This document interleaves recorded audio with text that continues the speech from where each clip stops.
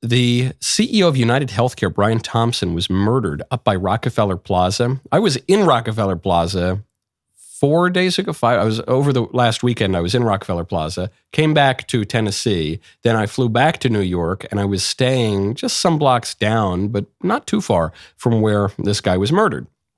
And when I heard he was murdered, I thought, wow. Usually I stay a little further uptown. I said, wow, good thing I didn't stay in my usual spot, because had I don't know, I might have been near the scene of a shooting. But then when I saw the video, I realized I could have been standing right next to that guy. The killer would not have harmed a hair on my head, because this was very obviously a targeted killing. I think it took place about 6:45 a.m. outside the Hilton by Rockefeller Plaza. And you can see the CEO of UnitedHealthcare. He's walking up, wearing a nice blue jacket. And then a killer shows up behind him, all black, hood on, pulls out a gun. Some are reporting it was a subsonic rounds with a suppressor on it, just shoots the guy, and then he just keeps walking. So the CEO goes down. He just keeps walking, apparently hopped on a city bike, rode up towards Central Park, and as of airtime, has still not been caught.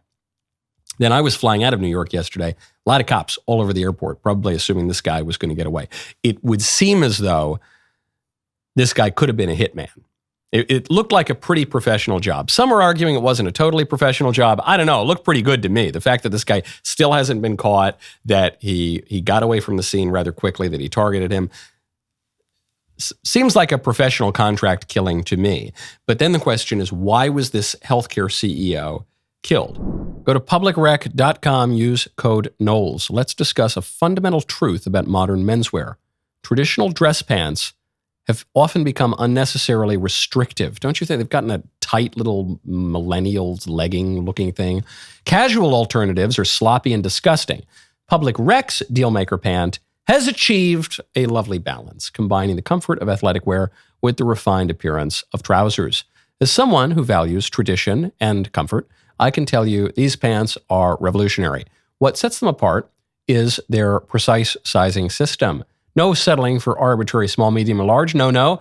You get exact waist and length measurements, ensuring a perfect fit, the way men's clothing ought to be made. Stop suffering in regular pants and give the gift of comfort this holiday season. Get 20% off when you use code Knowles, KNWLES, at checkout. That is 20% off with code Knowles at publicrec.com. After you purchase, they will ask you where you heard about them. Please tell them that we sent you. Give yourself or someone you love the gift of comfort this Christmas. Some suggested, and my mind went here at first too, maybe it's because UnitedHealthcare denies people's insurance claims. Maybe some family member had a claim denied. Maybe a family ended up in a ton of medical debt. Maybe a family member ended up dead, and someone was just exacting revenge on this CEO. Could be. Plenty of people have an axe to grind with medical insurance CEOs. But then I saw this part. Apparently, Brian Thompson was one of several senior executives at UnitedHealthcare who was under investigation by the DOJ because on February 16th, he exercised stock options and sold shares worth over $15 million. That was less than 2 weeks before news of this federal antitrust investigation went public. That's according to Crane's New York Business Report. It wasn't just him. United Health Group Chairman Stephen Helmsley, Chief People Officer, whatever that is, Aaron McSweeney, and Chief Accounting Officer Tom Roos sold a combined $101.5 million worth of shares. Helmsley, the chairman, netted $85 million according to the report. So it does seem like there was an intense amount of insider trading going on here. So then why was he murdered? Was he murdered because of a vengeful customer who was jilted by the company? Or was he murdered perhaps because there was this antitrust probe and maybe this guy knew a little bit too much? Seems to me, having read all of that on the insider trading, it is much more likely to be the latter case. Why do I bring up the story at all? It's tabloid fodder. It's interesting. It's a murder story. It's grisly. I bring it up just as a matter of political thinking, applicable to any number of political matters. It's usually wise to follow the incentives.